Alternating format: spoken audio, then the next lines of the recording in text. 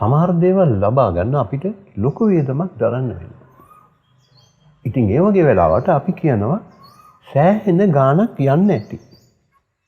cost of fortune. cost of fortune. මේ වගේ යෙදුමක් සාමාන්‍ය කතා බහේදී යොදාගන්නේ. ඒ කියන්නේ informal expression එකක්. දැන් ඉතින් මේ වගේ කාර් එකක් ඇත්තෙම කෙනෙක් රතු කරගන්න ලොකු වියදමක් දරන්න වෙනවා. ඉතින් මෙන්න මේ වගේ වෙලාවකදී තමයි අපි කියන්නේ මේ කාර් එකට හොඳ ගාණක් වියදම් වෙන්න ඇති. This car must have cost you a fortune. This car must have cost you a fortune.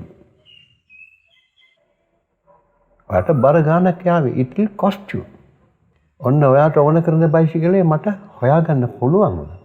හැබැයි ඔයාට හොඳ ගාණක් යාවි. I managed to find the bike you wanted, but it will cost you a lot. I managed to find the bike you wanted, but it will cost you a lot. Thank you very much for watching this video. Please subscribe me. Goodbye.